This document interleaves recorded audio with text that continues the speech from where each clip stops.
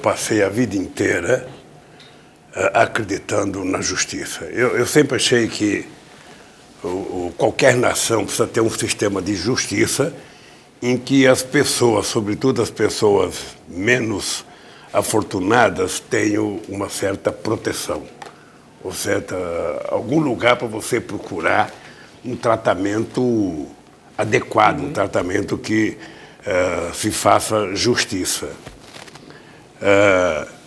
Eu fui presidente da República, eu tentei, com o apoio de muitos companheiros, meu ministro era o Márcio Tomás Bastos, depois era o Tasso Genro, nós tentamos, mesmo sabendo a dificuldade de você fazer qualquer mudança no Poder Judiciário, porque é uma máquina poderosa e que tem poder político, nós tentamos criar o Conselho Nacional do Ministério Público, tentar o Conselho Nacional de Justiça, nós tentamos fortalecer o Ministério Público, desde a Constituinte o PT trabalhou, a Polícia Federal, a gente trabalhou no sentido de garantir que a Polícia Federal pudesse ser forte, que tivesse inteligência, que tivesse, gente para poder fazer o trabalho que uma instituição do Estado pode fazer. Esse era o meu sonho e continua sendo o meu sonho. Depois a gente percebe que nem tudo é um mar de rosa como você pensa que é. As pessoas não são santas porque usam uma toga. Né? As pessoas não são santas porque viraram procurador. Ou seja, hoje você percebe que os desvios de comportamento das pessoas estão, em qualquer segmento da sociedade, mesmo nessas que não deveria ter, desvio de comportamento, tem. E isso é mais grave, porque quando você começa a se dar conta que muitas vezes a justiça não é feita, porque tem pensamento político adverso, começa a me preocupar. Eu vou contar um exemplo para vocês. Eu participei da posse de 3 procuradores indicados por mim. E em todos os discursos eu fazia questão de dizer que era importante que os procuradores levassem em conta que, pela seriedade da instituição, as pessoas teriam que ter um comportamento de seriedade muito grande, que a gente não poderia ficar condenando as pessoas pela imprensa, que ninguém deveria acusar ninguém antes de ter prova concreta, porque senão a pessoa estaria criminalizada antes do tempo. Eu cansei de dizer isso na posse de procuradores. E dizia isso para a Polícia Federal. Se você pegar um caso famoso do Protógeno na Polícia Federal, quando ele estava investigando o Daniel Dantas, você vai perceber que uma das razões pelas quais ele foi afastado era porque era vazado quase tudo antes de qualquer prova. E eu digo isso porque conheci jornalista que conversava com ele e depois ia conversar comigo. Até que eu chamei o Tasso Genro e falei, Tasso, é o seguinte, olha, a minha filosofia, de ação com a polícia é o seguinte, o policial não tem que ser impedido de fazer nenhuma investigação. Agora, o policial só pode torná-la pública quando ele tiver prova. A gente não pode continuar condenando as pessoas pela manchete dos jornais. Porque quem não é condenado não sabe. Uma coisa é um cidadão que não é conhecido e aparece o nome dele no jornal. Ele vai continuar não sendo conhecido. Outra coisa é uma pessoa pública, quando aparece o nome no jornal, ou seja, mesmo que depois prova a inocência, aquela manchete ninguém apaga. Às vezes a gente paga um preço de ser republicano. Eu era presidente da República. Eu estava na Índia, quando eu recebi um recado que a Polícia Federal iria invadir a casa do meu irmão. Meu irmão Vavá, que morreu. A acusação era que o Vavá participava do esquema de jogo como é que chama? Dessas máquinas de bingo, aquele negócio todo. Caça-níquel. Caça-níquel. Aí eu fiquei pensando o que fazer. Então aí eu lembrei que quem tinha sido avisado não era o Lula, irmão do Vavá. Quem tinha sido avisado era o presidente da República. E que eu não poderia utilizar o meu poder para evitar que uma investigação fosse feita. Olha como é que funcionava a minha cabeça. Eu tinha tanta certeza de quem era meu irmão e do que ele era, que eu poderia, a Polícia Federal, ocupar a casa dele 10 vezes. E ocupar a casa do meu irmão. Foram na casa do meu irmão, entraram, o meu irmão era um pobre desgraçado que morava numa casa, acho que tinha 40 metros quadrados. Só para você ter ideia, ele morreu ele teve que amputar uma perna. Ele passou mais de 2 anos sem poder dormir no quarto, porque tinha uma escada muito alta que ele não conseguia subir. Ele dormia numa sala de acho que 5 ou 6 metros quadrados. E entraram no quarto dele, foram no criado da filha dele e pegava a calcinha dela e ficava perguntando se essa calcinha é para usar à noite, não sei para as contas e tal. Levaram o computador dela achando que era dele. Eu tinha tanta confiança na vida do meu irmão que eu não me preocupei. Quando eu votei, que eu fiquei sabendo das coisas que aconteceram, eu chamei o Paulo Lacerda, que era o diretor-geral da Polícia Federal, e falei: ô Paulo, é o seguinte, eu não vou ter nenhuma atitude de punição. Eu só queria que você levasse em conta, que você chamasse os seus agentes e dissesse para eles que tem compromisso, tem comportamento de autoridade que não pode ser esquecido. Um policial federal precisa respeitar as pessoas que eles vão na casa, sabe? Mesmo suspeitando que a pessoa cometeu um erro, eles primeiro precisam provar o erro para depois agir enquanto policial. Bom, dito isso, a vida segue. Eu acho que no governo do Tarso Genro, no Ministério, a Polícia Federal teve um comportamento mais, o mesmo sério de investigação, mas sem fazer apologia da condenação antes, sabe, que é o que eu fico muito nervoso, sabe, quando eu vejo alguém ser condenado. Eu vi numa CPI uma mulher implorar, sabe, não, eu não quero aparecer na televisão porque eu tenho uma filha, sabe, pequena em casa que ela vai ver, pois os deputados não tiveram pena, não. Sabe, tem que colocar a televisão. Numa total falta de respeito. Só para dizer para vocês que eu continuo acreditando na justiça. Acho que a gente não pode desacreditar, porque se a gente passar a ideia de não acreditar, a gente passa a ser um país, sabe, sem ordem, sem lei, sem respeito e sem referência. E tudo o que eu quero, no meu caso, é que a instância superior tenha acesso ao meu inquérito. Porque o que foi feito no meu inquérito não foi uma petição, foi uma canalice do Dallagnol, sabe? Foi uma canalice do delegado que fez o inquérito e uma canalice do Moro que julgou. É isso que eu quero que as pessoas vejam, sabe? E mostre se há alguma prova, diga qual é a prova, diga onde é que está o crime, porque não é possível alguém passar 2 horas me acusando e depois dizer: não me peçam provas, eu só tenho convicção. E depois agora um juiz acaba de jogar fora a denúncia do quadrilhão, e o processo continua. Então o processo deveria ser anulado, porque, sabe, não existiu o que ele falou. Aí vai o juiz julgar, eu alertei o juiz que ele estava condenado a me condenar, porque a mentira tinha dado demais, sabe? E quando você conta uma mentira muito grande, que você não constrói uma rota de fuga para você, qual é o resultado de uma mentira? Às vezes você leva o crime, as últimas consequências, porque você mentiu, não tem como desfazer. E o Moro mentiu, ele sabe que mentiu. Ele sabe que ele participava de um processo para evitar que eu fosse candidato, e ele resolveu mentir. O Cristiano tentava mostrar, tentava conversar, ele não aceitava nada. Nada que pudesse provar a minha inocência. Por isso que eu falei: o senhor está condenado a me condenar. E ele então me dá a condenação, sabe, que deveria entrar para o dicionário da insanidade mental. O crime que eu cometi, né? Atos indeterminados. É esse o crime que eu cometi, que até agora eu estou querendo saber qual é o crime. O que aconteceu no TRF4 foi pior ainda. Né? Foi pior, primeiro porque passaram o meu processo na frente de todos. Você viu que agora passaram outra vez na frente de 1.971 processos, passaram o meu na frente.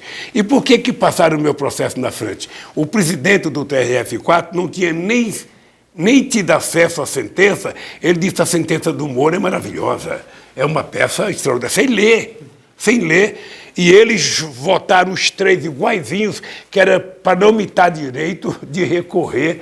Ou seja, numa demonstração de que era um arapuca montado. eu previa desde o começo do impeachment que tinha um objetivo que era chegar no Lula, porque se eles fizeram o impeachment para tirar Dilma, eles não poderiam permitir que o Lula voltasse a ser presidente da República. Tá? Então eles tinham um objetivo e cumpriram o objetivo dele. E você veja que em nenhum momento eu perdi minha tranquilidade.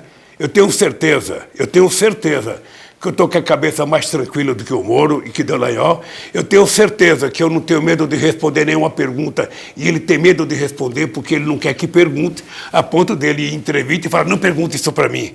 Ou seja, ele entrevistava lá nos inquéritos, aparecia a cara do depoente e não aparecia a cara dele. Por que não aparecia? Porque os olhos dele é mentiroso.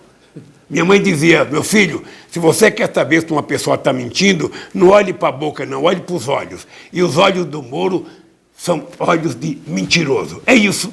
E ele está, sabe, vivendo a vida que vive porque a Globo dá sustentação para ele ficar intocável. E eu resolvi, então, enfrentar essa gente e não posso perder a crença na justiça, mesmo sendo vítima como eu sou. O Dallagnol nunca entrevistou, nunca fez pergunta. Nunca participou de uma audiência. Nunca participou de uma audiência. Porque esse efetivamente, eu posso dizer, se tem alguém que pode ser chefe de quadrilha, é ele. Ele disse que é eu que era chefe de quadrilha, mas quem teve o comportamento de criar um fundo especial para ele, de pegar 2,5 bilhões da Petrobras, de querer pegar não sei quanto do Debrecht, foi eles.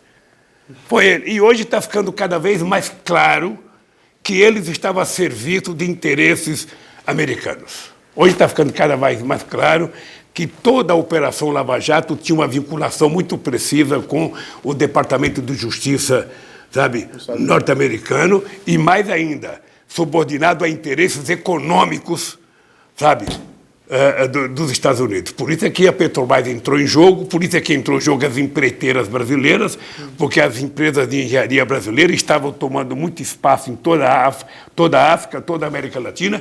Mesmo o aeroporto de Miami foi feito pela Odebrecht, construído o Porto de Mariel concomitantemente, porque a lei americana não permite, e a Odebrecht ganhou na justiça o direito de fazer o aeroporto.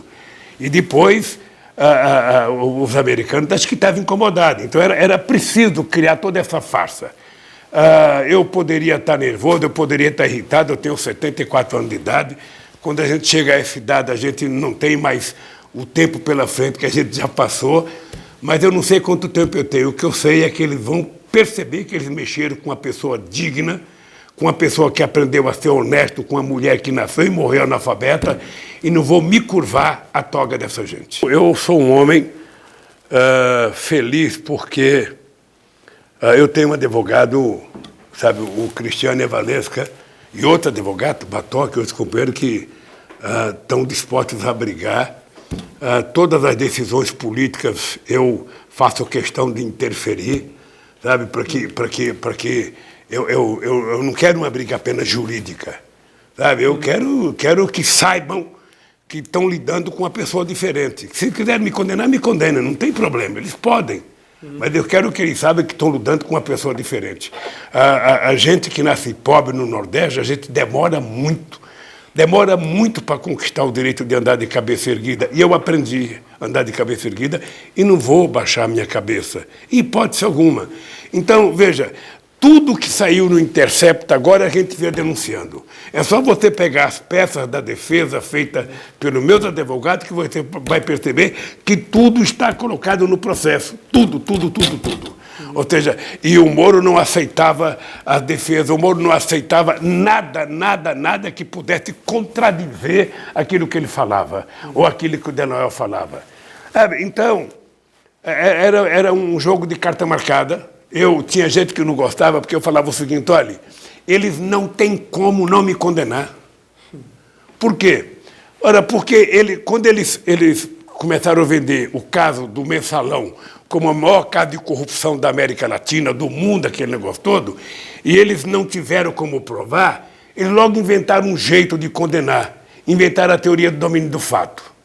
Então você inventa uma teoria que aconteceu na Alemanha, não sei, por conta do Muro de Berlim, aí aquela teoria serve para você não ter que provar mais nada. É importante lembrar que o voto dado pela Rosa Weber, de que não precisava de prova, é do seu Moro, que era auxiliar dela, que era assistente dela. Mas, pois bem, no meu caso, eu tenho tanta convicção. Convicção não vou dizer não, porque essa é a palavra do Dallagnol. Eu tenho tanta certeza. E eu desafio todo dia eles. Eu vou desafiar através da entrevista para o Conju. Eu desafio o Dallagnol.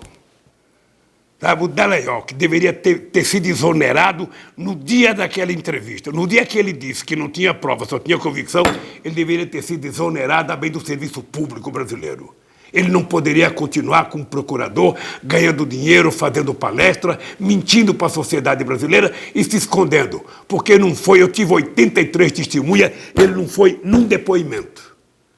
Então, como é que pode o Ministério Público, que é uma das instituições para dar garantia ao sistema democrático brasileiro, colocar alguns meninos irresponsáveis como esses, que mentiram em todos os casos? Mentiram, alguns são vergonhosos. Sabe? Quando eles foram no sítio lá em Atibaia, fazer pressão em cima de um coitado de um caseiro, fazer pressão em cima de um coitado de um pedreiro, levar a mulher do caseiro, sabe, no sítio com o filho para mentir para eles, e a mulher teve a decência, sabe, de não aceitar a mentira. Essa gente fala em nome da justiça, essa gente quer ser respeitado. Embora respeite o Ministério Público, essa gente eu não respeito.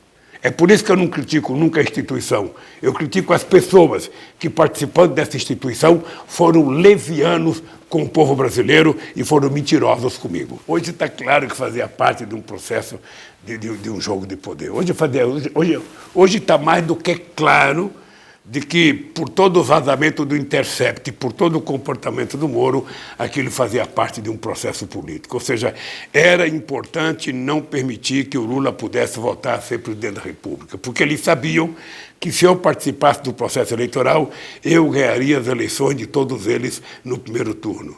E ganharia porque o povo brasileiro sabe o que eu fiz quando eu era presidente.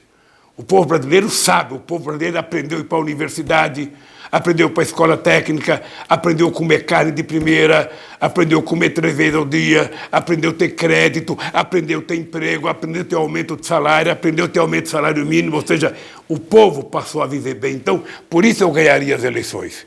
E eles, então, fizeram toda aquela montagem, sabe, para evitar que eu disputasse as eleições. Agora, eu confesso para vocês que, embora eu esteja muito decepcionado de não ter participado do processo eleitoral, eu quero que eles saibam que eu vou viver muito. Vou viver muito. E um nordestino que nasceu em Garanhuns e não morreu de fome até completar 5 anos de idade, pode fazer muita coisa ainda aos 74 anos de idade. Pode ser até voltar a ser presidente? Eu posso até voltar a ser presidente, obviamente que não é mais a minha obsessão, porque eu espero que tenha gente muito mais nova do que eu. O Haddad fez uma campanha maravilhosa, o Haddad é um cara muito preparado, tem outras pessoas em outros partidos políticos, o PT tem vários governadores de estado. Agora, o que eu quero que ele saiba é o seguinte: eu quero chegar nas eleições de 2022 com muita influência política.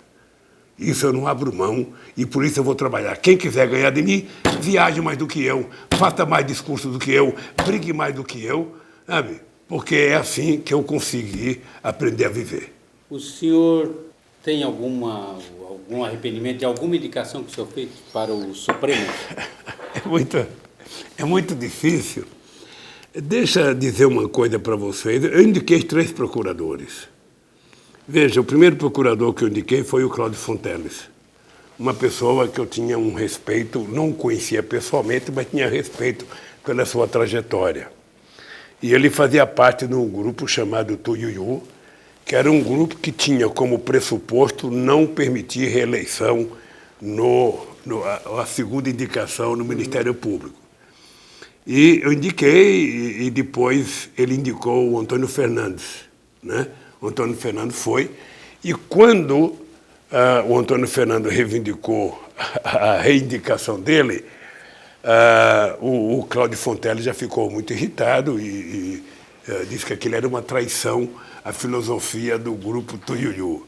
Aí depois foi indicado o Antônio Fernando, até porque eu não poderia tirar, que estava no centro de um processo contra o Palocci, eu não sei, e eu falei, eu não vou mexer, porque se eu mexer, eu vou dizer que eu estou tirando o cara para proteger a vítima, ou o acusado.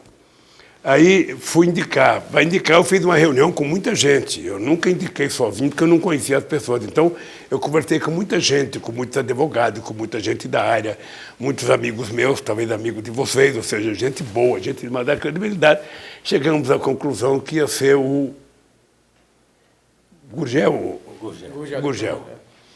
Aí eu indiquei o Gurgel, eu também não conhecia o Gurgel. Indiquei porque tinha várias referências que indicaram ele. Outra vez eu fui chamado a atenção pelo companheiro. Sabe? É o seguinte, olha, esses caras todos estão traindo, sabe, o princípio pelo qual foi criado, sabe, o grupo do Iuiu, que era a não indicação mais que uma vez. Tal. Mas também o pessoal, não, tem que indicar o Gurgel, porque o Gurgel é um cara razoável, não sei das contas e tal. E indicamos o Gurgel. Nunca pedi nada. Eu tenho orgulho de nunca ter pedido um favor para nenhum deles. Nunca mandei alguém falar, diga para não votar, não fazer tal coisa. Faça o que eles quiserem. Eu não indiquei eles para mim. Então, eu não me arrependo. Sinceramente, eu não me arrependo, porque eu indiquei pessoas que eram avalizados por gente importante da área. Companheiros que trabalharam comigo, companheiros que hoje são importantes ainda, são meus amigos, companheiros sérios, que eu prefiro não citar o nome aqui para não ficar expondo pessoas. A mesma coisa foi na Suprema Corte, sabe? A Suprema Corte, eu indiquei as pessoas por currículo. Eu não indiquei as pessoas porque eu não tinha nenhuma amizade, sabe? Eu não tinha, assim, não tinha nenhum amigo meu. Eu recebi indicações, currículo, hora de grupo de advogados, hora de grupo de gente do Congresso Nacional, porque às vezes é abaixo-assinado, com muitas assinaturas e tal. Todo mundo, eu juntava a Casa Civil, juntava o Ministério da Justiça, a Advocacia Geral da União, e às vezes eu consultava a pessoa nos estados, olha, como que é tal pessoa, o que ele faz, qual é o passado dele, o que ele faz e tal. E aí eu indicava. Eu, por exemplo, tinha vontade de indicar uma pessoa, sabe, negra na Suprema Corte, sabe? Eu acho que os negros precisavam ser respeitados. Indicar o Joaquim, não me arrependo de indicar do Joaquim. Não me arrependo de ter indicado, mesmo não. Mesmo com o desempenho dele no Mensalão? Não, não, é que eu acho que ele no Mensalão, veja, o problema é que a partir de um determinado momento a justiça deixou de funcionar em função dos autos do processo e passou a funcionar em função da opinião pública levada adiante pela imprensa. Então, quem, às vezes, forçava a votar era a manchete do Jornal Nacional, era a capa das revistas. Foi um absurdo, foi a primeira coisa que me chocou, é você perceber um ministro da Suprema Corte, ou um juiz qualquer, se deixar levar pela opinião pública. Olha, se alguém quer votar pela opinião pública, então vamos parar de escolher ministro ou juiz, sabe, dessa forma, vamos fazer votação direta. Sabe? Aí o cara, sim, tem que estar preocupado com a opinião pública. O pessoal, um juiz, ele tem que estar preocupado com os autos do processo. Sabe? Tem prova? Sabe? Não tem prova? Aí, quando inventaram a chamada teoria do domínio do fato, eu falei, é porque não tem prova. Ou seja, na verdade, uma submissão, sabe, de algumas pessoas ao noticiário diário do jornal. Sabe? Então, eu sabia que ali o Zé Dirceu e Genuíno estavam condenados porque eles não queriam voltar atrás, não poderiam voltar atrás na pressão que a imprensa fazia para que a opinião pública pressionasse a Suprema Corte.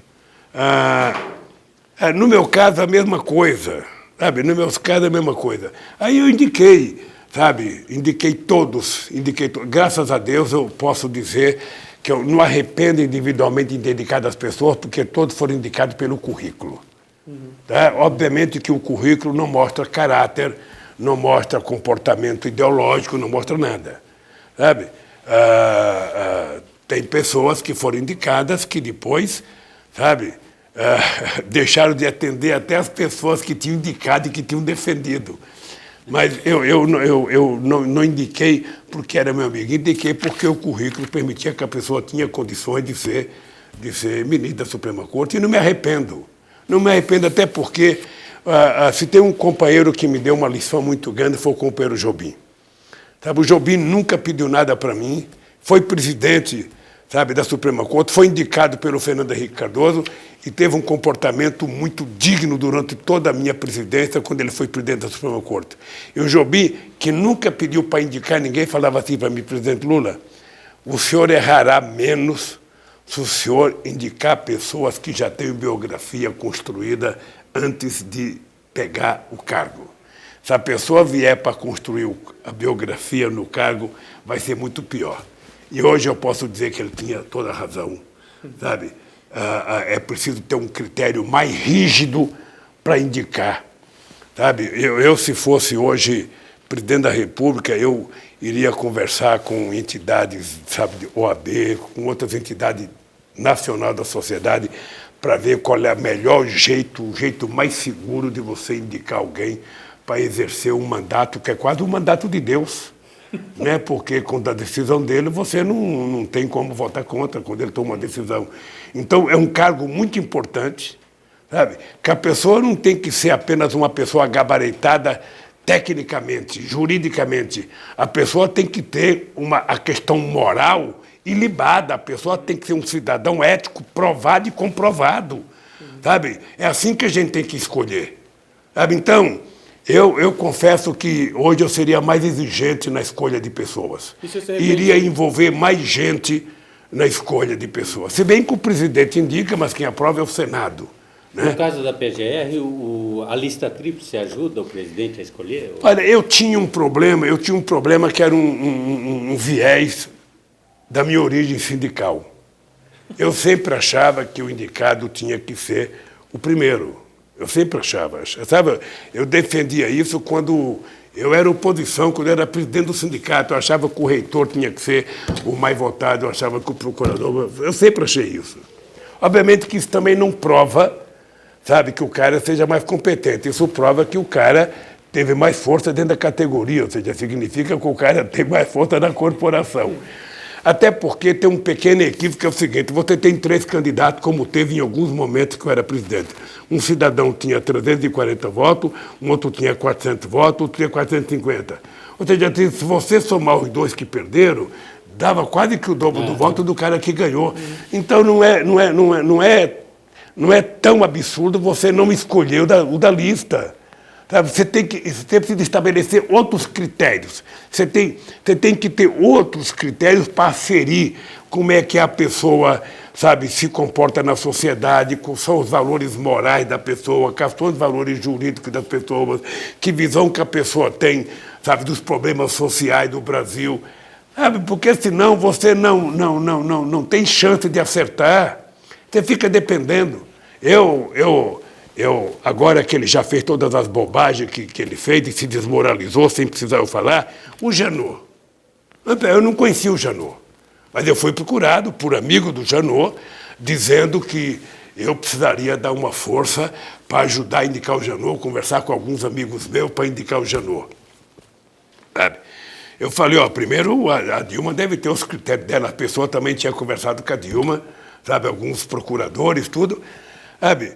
E eu não tive dúvida de falar: olha, eu acho que o Janot é uma pessoa séria, um cara, sabe, que tem bom diálogo, acho que é um cidadão. Quando foi na posse da Dilma, ele foi lá com a esposa dele para tirar foto, sabe, comigo, sabe?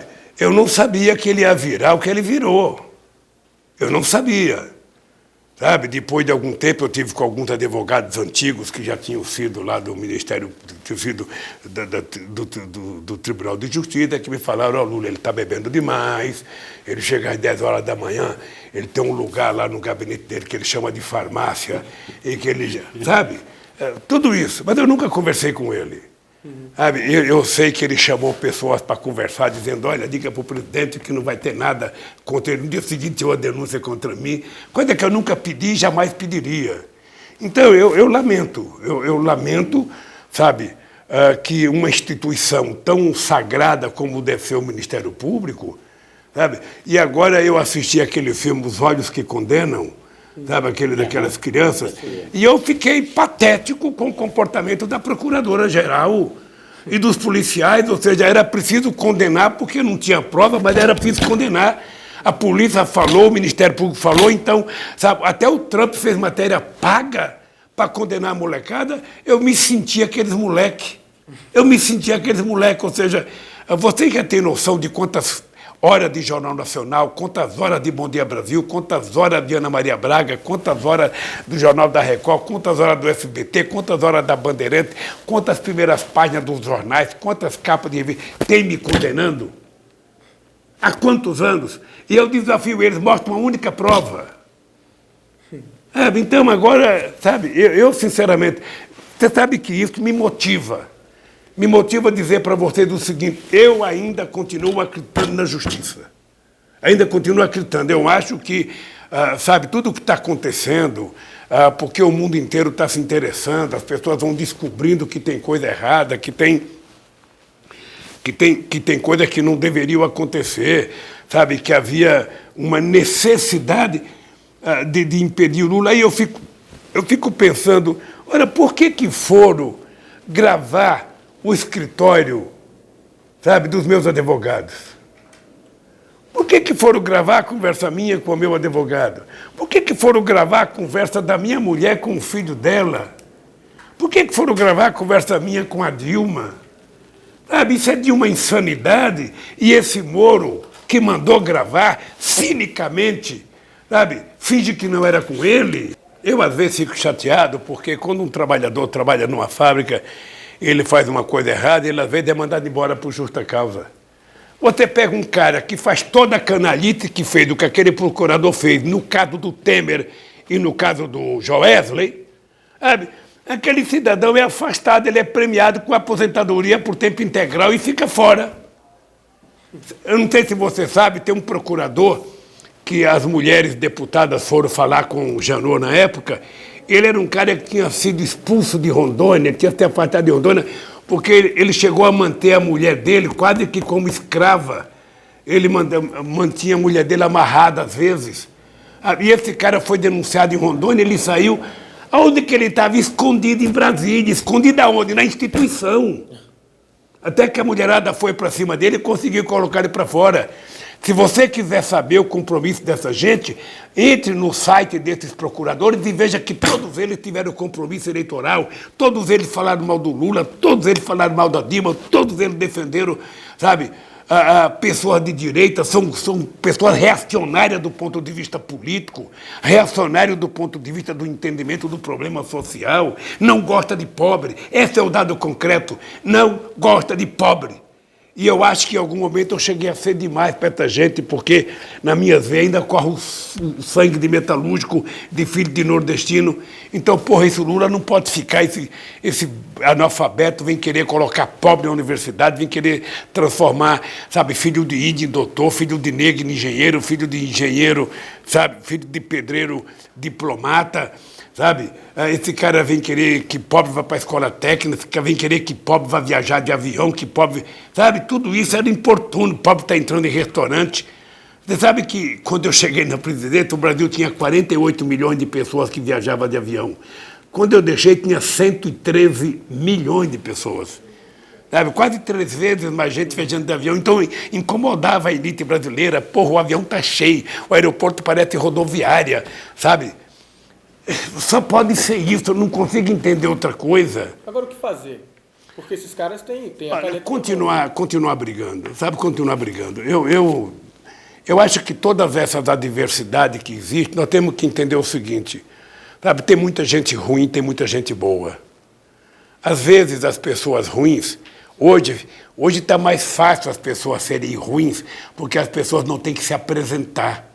É feito via Zap, via internet, via Twitter, ou seja, antigamente, para você falar mal de mim, você tinha que colocar a sua cara. Hoje não. Hoje você se esconde na sua safadeza, na sua mediocridade, na sua canalice, e você fala mal de todo mundo, você ofende todo mundo, você mente sobre todo mundo, e todo dia tem uma mentira, sabe? As delações premiadas, que foram uma coisa que nós criamos pensando em contribuir com a justiça, o que ela virou? Sabe, quantas pessoas eram presas e a primeira coisa que perguntava, e o Lula? Alguma coisa do Lula? Você conhece o Lula? Você não sei das coisas? Todo mundo, os advogados me falavam, os presos me falavam. Sabe, todo mundo, a palavra-chave era o Lula. Sabe? Ah, prenderam o Zé Carlos Bulay. Ah, ele tem muita coisa a falar do Lula, não teve nada. Aí prenderam o Emílio Odebrecht, não teve. Aí prenderam não sei quem. O coitado do Léo ficou 3 anos lá, 3 anos, até dizer, depois de dizer 3 vezes ele não sabia, disse ele sabia. Acabou, vamos soltar o Léo. E isso é o motivo puro para que o Moro mandasse, me condenasse.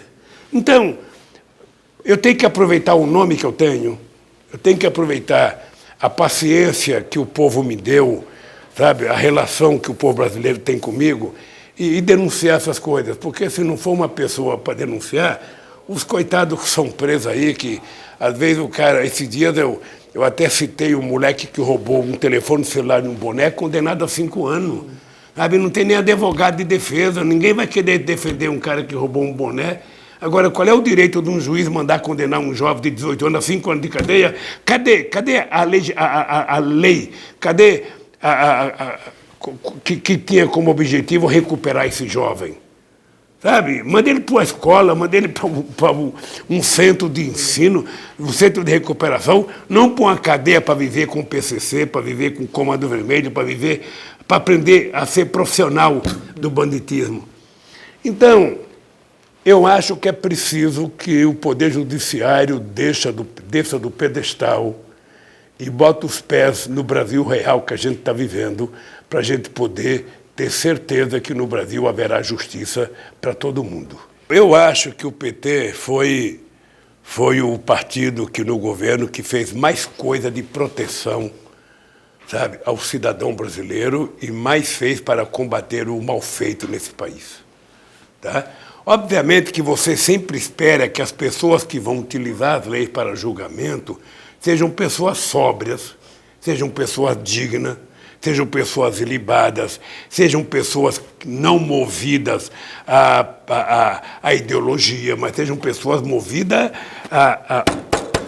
aos autos do processo, às provas, às coisas concretas. Você sempre espera isso.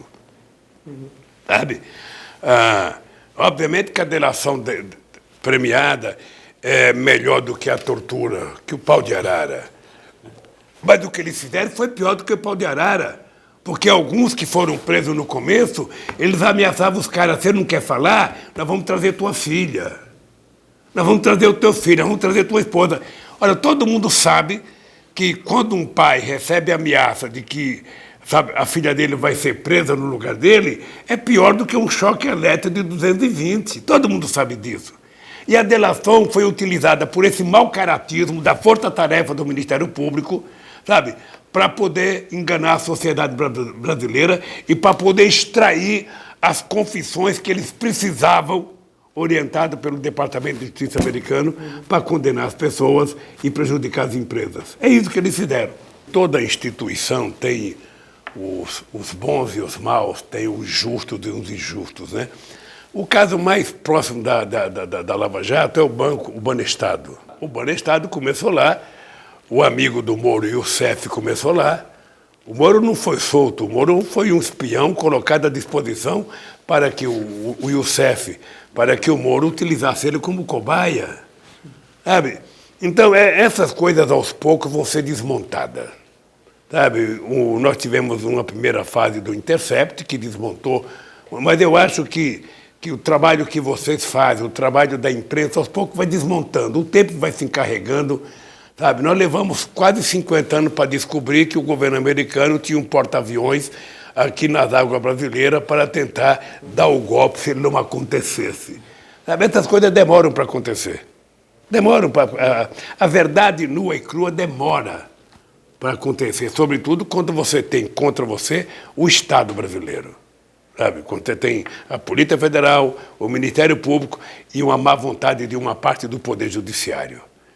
Porque essa molecada do Ministério Público, eles desafiaram a segunda instância, eles desafiaram o Superior Tribunal de Justiça, eles desafiaram o Supremo Tribunal Federal, eles desafiaram o Senado, eles desafiaram a Câmara, sabe? Desafiaram todo mundo. Mas ganharam, né? Hein? Desafiaram e ganharam. Eu não sei se eles ganharam. Eu não sei se eles ganharam, porque, sabe, eles estão passando maus bocados agora. A sociedade, aos poucos, está acordando pelo que eles fizeram no Brasil. E vai aparecer mais números ainda. Você vai perceber que tem gente estudando os prejuízos que foi dado ao Brasil. Eles só mostram na televisão Globo cada vez, vamos devolver 500 milhões à Petrobras. Você vai ver que os prejuízos ao Brasil pela Lava Jato ultrapassa 142 bilhões de reais. E você vai perceber que só na indústria da construção civil tem mais de 2 milhões de pessoas que perderam o emprego direto e indiretamente. Se você pegar a indústria naval, a indústria de óleo e gás, você vai perceber que é muito mais. Então, essa gente amanhã, essa gente vai ser julgada pela destruição que eles fizeram do país. Porque não foi pouca coisa o que eles fizeram com o Brasil. Então, e além do que, foi o trabalho deles que permitiu surgir um Bolsonaro na presidente da República. Porque eu digo sempre que tem um livro do Miyakoto, que é um jornalista moçambicano, que diz o seguinte: toda vez que o povo está com medo, ele se protege com o monstro. Sabe? E o Moro é um pouco isso, o Bolsonaro é um pouco isso, a negação da política, a destruição da política, a negação de valores democráticos, sabe? Permite que a mentira tome conta. Veja, eu não sei qual foi o erro que a esquerda cometeu, porque a esquerda foi vítima. Qual é o erro que a Dilma cometeu? A Dilma foi, sabe, tirada do poder com um processo mentiroso, com uma farsa mentirosa do Congresso Nacional. Qual é o erro que fez O Lula não cairia como a Dilma caiu. Não, veja, possivelmente não, mas aí nós entramos na hipótese do cairia ou não. Veja, Getúlio Vargas era um homem que tinha todo o poder e levaram ele à morte. O João Goulart era um homem de poder, ele foi obrigado a renunciar. O Juscelino, todo mundo sabe o que aconteceu com ele. Inclusive, em 1965, não permitiram que houvesse eleição para o Juscelino não voltar, que ele seria eleito outra vez. Então, obviamente que eu tenho um jeito de fazer política diferente da Dilma. Mas a Dilma não caiu porque não sabia fazer política, a Dilma caiu porque um bando de safado resolveu mentir sobre ela. Porque, sabe, a pedalada era uma prática que todo e qualquer presidente da República já fez, mas dia menos dias, sabe, que é um ajuste de contas interno e não precisava ser caçado. Mas a lei exige que você tenha crime de responsabilidade. No caso da Dilma, o grave é que ela não tinha crime de responsabilidade. Mas tinha votos para dizer agora, que veja, tinha. quem deu o parecer para a Dilma foi um jurista como Hélio Bicudo, como o Miguel Reale, né? O Miguel Reale. Miguel Reale, sabe? Esses advogados construíram, contra qualquer bom princípio do direito, uma mentira para prejudicar a Dilma. Para atender quem? Para atender a financiarização do país? O que essa gente ganhou com isso? O que o país ganhou com isso? O que o povo brasileiro ganhou com isso? É isso que eu me pergunto.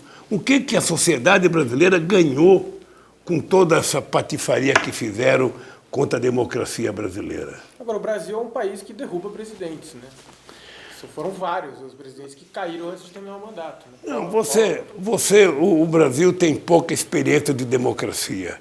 Você veja que agora a gente vivia o maior período contínuo de democracia. Não tínhamos chegado a 30 anos, se você levasse em conta a posse do Sarney em 85. Me parece que a elite brasileira ela não suporta a democracia. Ou seja, a democracia para a elite brasileira ela é muito boa desde que os pobres não tenham ascensão social. Ou seja, a democracia brasileira ela só comporta o país sendo governado para 35 milhões de pessoas. Se tentar colocar todo mundo, sabe, para participar do bolo, eles não aceitam. E eu compreendo isso. Eu compreendo isso porque 300 anos de escravidão, eu estava na Polícia Federal e fiquei lendo muito sobre a escravidão, vi muito discurso de senadores, vi muito discurso de gente importante no Senado, vi discurso de personalidade contra o fim da escravidão, que é uma coisa absurda. Ou seja, um ser humano, por ser negro, é tratado como propriedade do outro. Propriedade, como se fosse um rebanho de cabrito, um rebanho de cachorro, um rebanho de cavalo. Ou seja, É essa cultura que está estabelecida no país que a gente ainda não venceu. Sabe? É por isso que você quase não vê advogado negro, é por isso que você quase não vê juiz negro, é por isso que quase não vê, sabe, gerente de banco negro, você não vê, sabe, muito dentista negro, você vê agora depois do ProUni. Vê agora, depois da minha passagem pela presidência, você está vendo muita gente negra tirando diploma. E hoje, com muito orgulho, eu posso dizer que nós temos na Universidade Brasileira mais gente negra e parda do que brancos. Numa demonstração de que a sociedade brasileira finalmente conquistou o direito de ser tratada igualmente, pelo menos nos bancos das universidades. É importante lembrar que quando aconteceu a manifestação de 2013, eu até escrevi um grande artigo para o New York Times em que eu dizia de forma ingênua que era o povo querendo mais. Sabe, eu dizia, o cara que come contrafilé quer comer filé, o cara comeu filé, o cara quer uma picanha, o cara comia costela, quer... Mas era um pouco de ingenuidade, porque, veja, você não tem uma manifestação no Brasil em que os meios de comunicação convocam, sabe, abertamente. Você nunca viu a Globo transmitindo ao vivo uma passeata. Sabe, aquilo não era em defesa do aumento do transporte, aquilo não era em defesa do passe livre. Aquilo era um começo de uma caminhada que estava seguindo os passos da Primavera Árabe. Vamos ver o que aconteceu na Primavera Árabe. Mubarak caiu, era um ditador, tinha que cair mesmo. Aí o Morsi ganha as eleições. Alguns meses depois inventaram que o Morsi estava fazendo não sei o quê, sabe? O Morsi cai, quem está lá no poder? Uma junta militar. É isso. Você matou o Gaddafi para colocar quem no lugar? Qual é o democrata que está lá? Você tirou o Saddam Hussein, matou o Saddam Hussein, qual é o democrata que está lá? Como é que estão as coisas no Iraque hoje? Sabe? Então, as pessoas precisam parar de brincar com democracia. Democracia é uma coisa muito séria, você constrói ao longo do tempo, você tem que aprender a conviver na diversidade. Eu tenho uma certa idade, eu sou do tempo em que a gente ia para o campo de futebol, ia companheiros do Corinthians, do São Paulo, sabe? Eu cansei de ver o Santos jogar no tempo do Dorval Mengavi e Coutinho, Pelé e Pepe. Cansei de ver o Santos jogar, cansei de ver o Palmeiras jogar no tempo da Ademir da Guia, cansei de ver o São Paulo jogar. A gente ia no campo para ver um bom espetáculo de futebol. A gente não ia uma torcida só, agora é uma torcida só. Só pode entrar num restaurante quem é São Paulino, quem é corintiano, quem é sozinho. Só pode entrar num restaurante se o cara é petista, não entra. Se é bolsonarista, entra. Se é... Não tem... Que loucura que é essa? Que mundo que a gente está criando? Cadê a convivência democrática na diversidade? Cadê o humanismo? Cadê a solidariedade? Cadê a fraternidade? Cadê o sentimento? Acabou. É isso que eu acho que nós temos que construir. As ofensas que eu vejo... Eu nunca tive coragem de ofender ninguém da Suprema Corte. Eu fiz campanha presidencial, você nunca viu eu xingar o Sarney. Porque eu acho que você tem que ter respeito pelas pessoas, você tem que ter respeito pelas instituições. Sabe, na hora que uma pessoa que tem autoridade começa a dizer que um ministro não presta, que um presidente da República não presta, e fica ofendendo ele como ofenderam a Dilma Rousseff na abertura da Copa do Mundo, sabe, aquilo, eu jamais imaginei ver aquilo. Então, esse país que foi construído, sabe, que foi construído, não sei se por ódio ao PT, mas o resultado, sabe, quem tentou, sabe, criar o ódio contra o PT, pariu isso que está aí. Sabe? Pariu isso que está aí. Sabe? É responsável por essa coisa que nasceu aí, que coloca em risco a democracia todo santo dia. Então, eu continuo, e eu fico sempre com o meu processo na cabeça. Sabe? Eu fico pensando, sabe, todo dia invento uma coisa, todo dia tem uma construção, porque... É o seguinte, o país está construído na base da mentira. A mentira jurídica para perseguir adversários políticos. Você imagina uma coisa que eu, ex-presidente da República, sofri uma coerção na minha casa, meus filhos... E o Queiroz está aí, se tratando no Sírio-Libanês, sem ninguém perguntar quem está pagando, o que está fazendo.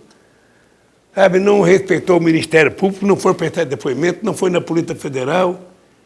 Você percebe, sabe? A mesma Polícia Federal que teve coragem de invadir o Senado e prender um senador, invadir uma Câmara e prender um deputado, o Queiroz está aí. Eu acho que há uma parte das instituições, sabe, que representa o Estado brasileiro, mancomunada com essa podridão. Até porque o Bolsonaro não chegou à presidência sozinho. É só você pegar a quantidade do site dos procuradores e delegados da Polícia Federal que você vai ver o que eles postavam contra o PT, que você vai perceber, sabe, que essa gente teve uma atividade política como jamais a gente ficou sabendo na história do Brasil. Eu achava que a Dilma deveria ter mantido a minha posse, a minha nomeação, porque não era o Gilmar que escolhe o ministro, é a presidente da República. Pior do que no meu caso foi o quadro do Hélito Moreira Franco, e ele continuou, o Temer não mexeu. Mas, por cautela, resolveram tomar certo cuidado, ficou. Obviamente, veja que, num momento de tensão política, muitas vezes as pessoas agem de acordo com as informações que recebem. Isso vale para você, isso vale para mim, isso vale para o Gilmar Mendes, vale para todos os outros. Você recebe uma informação de que, olha, eu fiquei sabendo que era isso, eu vi tal conversa, foi isso. Depois que vem a verdade, sabe? Depois que vem a verdade, a coisa que eu menos queria era ser ministro. Imagina. Sabe por quê? Porque o meu discurso para Dilma era o seguinte: Dilma, o palácio não cabe 2 presidentes. Sabe? Vai ser muito difícil a gente ficar junto, porque o palácio não cabe 2 presidentes. E ela falou, não, mas eu preciso. Aí eu aceitei. Mas, sabe, aí dizer que eu queria para me proteger, eu sinceramente, meu cara, a única proteção que eu quero é da minha consciência. É a única proteção que eu quero. Eu sempre tive relação com todo mundo boa. Eu gosto de tratar as pessoas bem. Eu gosto de respeitar a liberdade de cada instituição. Sabe? Eu não sou uma pessoa de me intrometer, sabe? Eu fui eleito para ser presidente da República, eu não fui eleito para ser Deus. Eu não tenho poder sobre os outros. E muitas vezes eu cheguei a dizer para o Gilmar, você não tem que dar resposta para tudo e declaração sobre tudo, Gilmar. Você é presidente da Suprema Corte, porra. Sabe? Tem coisa que não é preciso você falar. Por que tem que falar? O que acontece é que agora eu acho que o correto no Poder Judiciário brasileiro é que um juiz, um ministro da Suprema Corte, só deva se manifestar nos autos. Ninguém tem que ficar declarando voto um mês antes, a favor ou contra. Não é esse o papel. Sabe, nos Estados Unidos, a Suprema Corte vota, você não sabe, às vezes, o voto das pessoas. Sabe, é assim que você tem que funcionar para poder mostrar lisura. Não pode ficar a Globo cobrando do ministro, denunciando o ministro todo dia, sabe, incentivando pessoas a ir atrás do ministro. Não pode. E qual é o ministro que tem força de brigar, que tem força de enfrentar isso? Sabe, essas coisas que a sociedade brasileira tem que ficar atenta, sabe? Tem que ficar atenta. Ou seja, eu, por exemplo, quero refletir muito, eu não tenho clareza, mas não é só concurso público que mede a qualidade de uma pessoa. As pessoas passam num concurso e viram Deus, não é assim não. Sabe, além do concurso do conhecimento específico da matéria, a pessoa precisa ter outros conhecimentos. O cara não pode ser procurador nomeado com 25 anos de idade, depois de ter dado um diploma e prestado num concurso, porque assim, tem gente que termina o curso de Direito, sabe? Aí tem gente que fica fazendo por conta porque o pai pode pagar, porque o pai é desembargador, é não sei das quantas, a pessoa fica fazendo 3 anos de cursinho, e passa para procurador. Aí vai ganhar, não sei se 29, se 30 mil reais, aí pensa que é Deus. Aí pensa que é Deus. Nós precisamos alertar essa pessoa, você não é Deus. Você não tem todos os poderes. E você não pode transgredir a legislação, você não pode passar por cima da lei. Você precisa respeitar o direito dos outros. Hoje tem procurador que determina que um prefeito tem que comprar remédio sem saber se aquilo está no orçamento ou não. Ou seja, virou um poder, sabe, quase que incontrolável. E essas coisas precisam ter controle. Por isso que nós criamos o Conselho Nacional do Ministério Público. Mas demos todos os cargos para o próprio Ministério Público, ou seja, ficou difícil. Nós só fortalecemos a instituição. Olha, se vocês forem atentar no meu processo, vocês vão perceber que a primeira denúncia que aconteceu comigo foi hilariante. Hilariante porque toda vez que a gente ia cumprir um pedido, tinha trocado de procurador. Toda vez. Tava, vamos entregar um pedido amanhã, chega lá, mudou, mas já tinha uma decisão. Ia procurar o outro, mas já mudou, mas já tinha uma decisão. Até que nós entramos com recurso no Conselho Superior do Ministério Público. Aí sabe qual foi a decisão? Vocês estão certos, mas era para outros casos, esse já definiu. Você percebe? Então, essas coisas eu quero discutir. Quero discutir com a sociedade brasileira, sabe? Quero discutir durante o processo eleitoral, porque nós precisamos dar garantias ao povo brasileiro de que as instituições estarão a serviço do povo brasileiro e não a serviço de interesses menores de pessoas. A justiça deveria existir para isso, sabe? Eu sempre valorizei muito a Suprema Corte porque, veja, uma decisão da Suprema Corte, sabe, acabou. Acabou, ou seja, decidiu uma coisa, ninguém mais pode mexer naquilo, a não ser que você faça uma Constituição e a Constituição crie um artigo que mude. Sabe? Mas agora o que a gente está vendo? Um juiz sozinho decide uma coisa, aí um juiz toma uma decisão, o outro não gosta, vai lá e muda. Sabe? Não tem lógica isso, sabe? Aquilo não é uma corte pequena, aquilo é a Suprema Corte. Sabe? Ali as pessoas precisam ter, sabe? Cada decisão tem que saber que a sociedade está olhando. Sabe? Eu achei bonita a Suprema Corte votar, por exemplo, a lei de cotas, achei bonito votar Raposo da Serra do Sol, achei bonito votar célula-tronco, achei bonito votar, sabe, união civil, tudo foram coisas importantes, sabe, que feitas. Agora, sabe, é preciso que a Suprema Corte não se subordine ao noticiário diário. Ela tem que subordinar aos autos dos processos, contra quem quer que seja. Doa a quem doer, para condenar ou para absolver.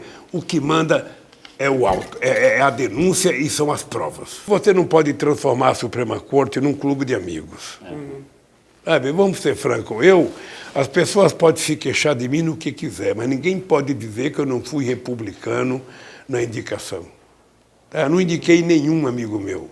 O Brito eu conheci em 1980, e o Brito, quando foi me apresentado, que ele entrou na minha sala com gente muito importante, gente que eu respeito no mundo jurídico, a indicação do Brito era a possibilidade de você ter, pela primeira vez na Suprema Corte, um homem de esquerda. Foi assim, sabe? Eu nunca pedi nada para o Brito. Hoje eu sei que ele trabalha na Globo. Sabe? Então é triste, mas, sabe? Mas a gente não pode ficar se arrependendo. Sabe? A gente não pode. Se eu puder contribuir para que os próximos ser escolhidos tenham mais qualificação, não é qualificação jurídica, porque todo mundo é bom, é qualificação moral, ética, é visão de país, é visão de sociedade, é isso que as pessoas têm que ter, sabe? Eu vou contar um cara que eu indiquei, que eu fui muito criticado, que foi uma das pessoas, o direito. Tá? Eu tenho o maior orgulho de ter indicado o direito. Eu fui muito criticado. O cara é conservador, da igreja, não tem da conta, era um dos homens mais dignos que eu conheci. Sabe? Só para ter ideia de que, sabe, às vezes a gente está certo, às vezes a gente erra. Sabe? Tem outros que eram, sabe? Não, fulano de tal é de esquerda, fulano de tal é ali, fulano de tal é isso, fulano de tal, sabe? É o seguinte, dê a toga. Quando bota a toga é que você vai ver quem é. Como você não pode dar a toga antes de indicar, você pode ser surpreendido. Por isso é que hoje, na minha cabeça, não vale apenas, sabe, o critério do presidente indicar o Senado referendar. É preciso que haja outros critérios. Não sei qual, mas tem que ter outros critérios. E se Deus quiser, nós vamos debater com a sociedade outros critérios para indicar gente. porque é um cargo muito importante. Inclusive, você estabelecer a ideia do mandato. Esse negócio de você Fica a vida toda lá. garantir a vida, não dá certo. Não dá certo. Então, como eu não sou dono da verdade e não quero tomar nenhuma decisão precipitada, porque também não sou eu que vou tomar decisão, eu quero ter a oportunidade de debater com a sociedade brasileira outros critérios, que o Haddad discutiu no programa de governo dele. Tem que ter outros critérios. Tem que ter mais gente para avaliar, sabe? A seriedade das pessoas que vão exercer esses cargos importantes. Eu acho que era preciso que a gente tivesse, além da indicação do presidente e da indicação do Senado, que você tivesse outros mecanismos de aferição. Sabe, como é que eu vou saber concretamente que tal cara é um cidadão da maior seriedade, que não vai se deixar corromper por pressão e nem por outra coisa qualquer? É você fazer um estudo da vida pregressa desse cidadão. Sabe? É você conhecer, como é que chama? É você conhecer a vida profunda, sabe, das pessoas. Sabe, como é que você sabe como é um militar? Não é porque o comandante chega e fala, esse aqui deve ser promovido. Vamos estudar a biografia dele para saber se ele merece ser promovido. Sabe, eu, sinceramente, estou muito mais sereno e muito mais disposto a tratar com mais seriedade a educação. Sabe? E isso eu penso que é para o bem do Brasil. Eu quero debater publicamente essas coisas. Sabe? Eu quero debater publicamente. A única coisa que eu quero é o seguinte, eu continuo acreditando na justiça. Agora, acho que cada pessoa que exerce uma função de Estado, que tem poder de fiscalização sobre outra pessoa, que tem poder de punição, essas pessoas têm que ser muito sérias, muito responsáveis, não podem ser banais, não podem ser livianos e não podem ter decisão política. Sempre tem um jeito de você melhorar. Porque se a gente não brigar para melhorar, a gente pode brigar para piorar. E sempre é possível piorar também. Então eu acho que a gente tem que acertar. Quando tem um problema difícil, o que acontece? O advogado vai conversar comigo. Olha, tem tal assunto, eu penso isso, eu falo, mas eu penso isso. Por exemplo, quando foram conversar comigo sobre a progressão da pena, sabe, que eu poderia sair, que eu poderia ter prisão em casa, que eu poderia usar tornozeleira, que eu poderia ter minha pena diminuída dependendo dos livros que eu tivesse lido e fazer um relatório. Aí eu falei para o meu advogado, você diga que eu não li para diminuir minha pena, eu li porque eu queria ler. Não estou aqui prestando vestibular. Segundo, minha canela não é de pombo-correio e minha casa não é cadeia. Então, quem me colocou aqui dentro, então arque com as consequências de eu estar aqui dentro. Não tem problema. Eu faço parte de um processo histórico. Tá? Então, vamos escrever história. Vamos escrever, não tem problema. Vão me condenar outra vez, vão me prender, não tem problema nenhum. Não vou correr, não vou sair do Brasil, não vou para lugar nenhum. Eu vou ficar aqui dentro, porque eu tenho uma missão, provar que os caras que me julgaram são canalhas. Sobretudo o seu Moro e o seu Dallagnol. Então, e para não falar do TRF4, porque eu tenho outro processo lá, mas... Mas é o seguinte, eu não temo mais, eu não tenho mais o que temer. Eu só quero uma coisa, eu só quero a verdade. Sabe, eu só quero a verdade, não quero outra coisa. Se provarem que eu cometi um crime, me condenem. Sabe? Agora, a única coisa que eu quero é o seguinte, se chegar à conclusão que nos inquéritos já está provado que o Dallagnol é mentiroso, já está provado que o Moro mentiu na sentença, já está provado que essa outra juíza mentiu na sentença. Aliás, ela nem fez sentença, ela copiou do Moro. Aí não acontece nada. Então, quando é que o Conselho Nacional de Justiça vai tomar uma decisão? Ou a Suprema Corte tem que tomar uma decisão.